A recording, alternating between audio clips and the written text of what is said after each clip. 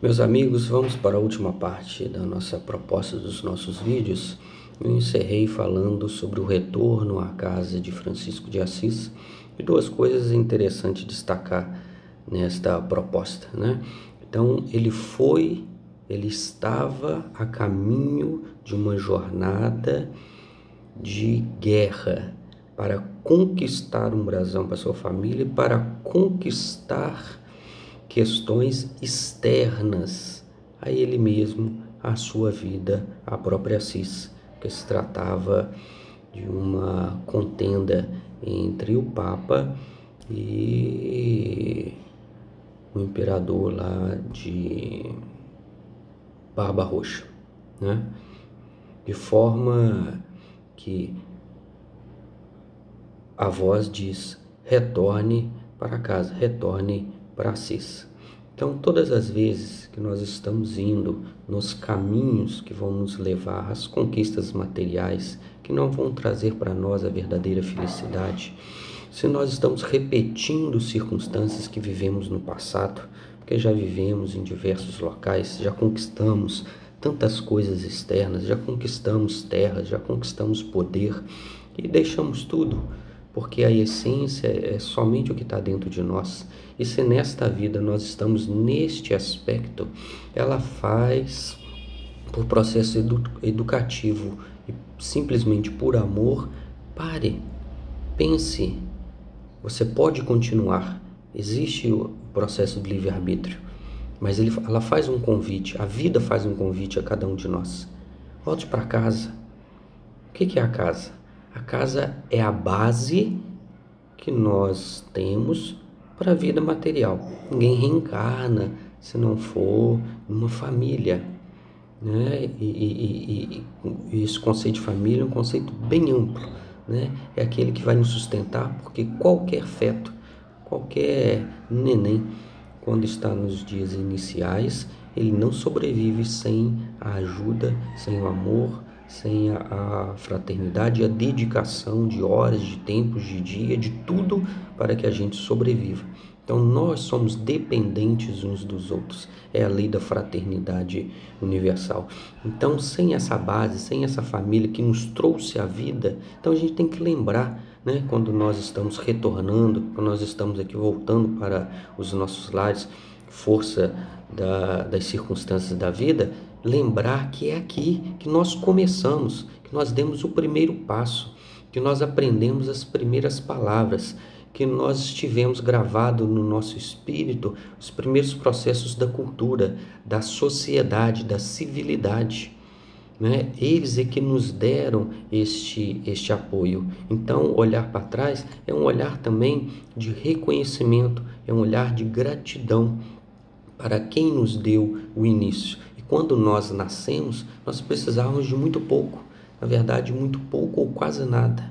Nós precisávamos de alimento, amor e cuidado, né? Hoje a vida material, a modernidade tem esse paradoxo, né? Nos leva ao progresso, como a oportunidade que temos de utilizar essas mídias como estão fazendo agora, tanto quanto nos leva para fora de casa, nos leva a olhar somente a conquistar as questões que o dinheiro compra, que o poder, embora nós necessitemos em essência muito pouco: água, um mínimo de alimento, descanso e muito amor. O amor que é o alimento das nossas almas, ele está baseado nisso. Então, se a base for muito boa, né, se a gente pode voltar, não tive uma infância muito proveitosa, fui abandonado. Todos nós temos as nossas pendências, as nossas dificuldades, mas de qualquer forma alguém exerceu o papel de nos apoiar, de nos cuidar. Então, por que isso aconteceu? Nada é por acaso. Então, a gente precisa nesses instantes, né, como a voz falou para Francisco, de retorno ao lar, repensar as nossas posições, né, ter gratidão à própria vida nesse processo contínuo de renovação constante, diária, para o bem, para o melhoramento, através das dores, através das alegrias, mas através principalmente das experiências que são individuais, que são intransferíveis. E outro ponto é que Francisco não teve nenhum lampejo. Francisco não teve nenhuma insinuação do que seria a sua vida, de qual era a sua missão, de qual era o seu propósito. Às vezes a gente acha que retornando a essas questões, quando a gente vai no processo de introspecção, ou quando nós temos uma revelação, seja externa, seja interna, né, de uma força da natureza falando que nós temos que fazer alguma coisa em prol da sociedade que também nos sustenta. Muitas vezes nós queremos aqueles 10 passos infalíveis para a felicidade, para cumprir a missão, para alcançar os nossos objetivos. E nem Saulo, quando ele encontrou com Jesus na estrada de Damasco, nem Francisco, quando a voz o convidou a retornar para o seu lar, e nenhum dos grandes missionários que já passaram pela terra tiveram a receita em passos, né, que facilitasse, que justificasse a sua vida, senão uma proposta, um convite de vá conquistando passo a passo, dia a dia. E assim como aconteceu com o Saulo de Tarso, Francisco ficou 3 anos fazendo o quê? Fazendo as suas meditações, na introspecção. Ficou doente um período, depois ele ficou aprisionado pelo pai dentro de sua casa, com algemas dentro do seu próprio lar. Olha que nós estamos dentro dos nossos lares, mas nós estamos trancafiados com algemas, né, sem poder conversar, sem poder nos movermos dentro dela. Muitas vezes o que fazemos é individualmente, dentro das nossas mentes, nós criarmos essas algemas, né? E aí é um outro processo que nós não vamos abordar nesse instante, senão a questão de que ele foi para as suas orações, ele saía, Francisco, né? Saía para caminhadas fora dos muros de Assis, para fazer o quê? Para entrar no silêncio das cavernas. Ele já era um amante das cavernas, ali ficava em silêncio, né? O que meditaria Francisco? O que pensava Jesus Francisco? O que será que ele orou? Que vozes ele ouviu que nós não temos acesso? Ele tinha companhia de um amigo anônimo, ninguém sabe o nome dele. E quantas vezes nós precisamos ou nós somos esse amigo na vida de alguém que vai estar ali apenas fazendo companhia, que vai estar ali apenas dando suporte, apenas falando: eu estou aqui junto contigo para o que der, para o que vier. Mas a conquista, a meditação, a modificação, a transformação, né, é individual. Ninguém pode fazer por ninguém. Muitas pessoas estão ao nosso redor, nos auxiliando, nos ajudando, mas o retorno para casa é para pensar efetivamente isso. Somente nós. Nós podemos estar ao lado de grandes almas, mas eles não podem fazer aquilo que compete a cada um de nós. Então a proposta é justamente essa.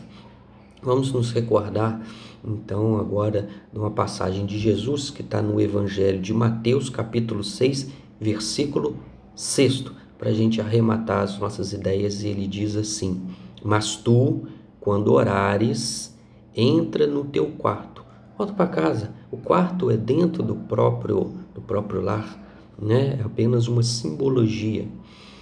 Entra para dentro do teu quarto e, fechando a porta, em silêncio, resguardado, que não é junto com ninguém. Existem as orações que são feitas em conjunto, são fundamentais, mas independente disso, nós precisamos fechar dentro dos nossos próprios quartos, fazer a nossa própria introspecção, nosso contato com a divindade, com Deus, com a natureza, com esse universo infinito que existe ao nosso redor.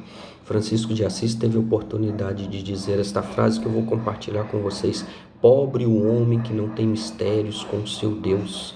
Então, a nossa individualidade significa que nós temos um contato com Deus que ninguém tem, que não precisa palavras, mas precisa ser sentido, e a gente precisa ter consciência disso dentro de nós. E quando é que nós vamos ter? Quando a gente entrar para orar dentro dos nossos quartos e fecharmos a porta para até os próprios pensamentos, porque o pensamento, embora seja a base das nossas vidas, ele tem uma limitação, porque ele está vinculado à nossa razão e nós precisamos sentir, e o sentimento prescinde da razão e dos pensamentos. Então Jesus continua assim: fechando a porta, ora a teu pai que está em secreto, e teu pai que vê em secreto te recompensará, né?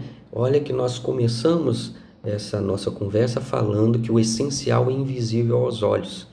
E Jesus agora termina falando que o pai que está em secreto, o que é o secreto? Que a gente não sabe o que tem, o que há, o que existe. É alguma coisa que está obscura para a nossa razão, mas não está obscuro para Deus, para a divindade, para essa força sublime que sustenta as nossas vidas.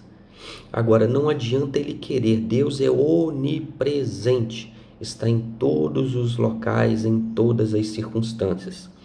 Então a gente aprende que ele está dentro de nós, mas que não basta ele existir e ele nos amar. É importante que nós despertemos a consciência de que ele é, de que ele está, que ele sempre esteve, e que nós precisamos abrir as comportas dos nossos corações para receber, para ouvir, para entender o que ele nos diz através da vida, através das dores, através das dificuldades, através da amizade, através do livro, através de uma palestra, através de uma conversa, mas principalmente através do silêncio imprescindível que precisamos guardar dentro dos nossos corações. Na simbologia de Jesus, que foi para o deserto e lá ficou 40 dias em silêncio, só.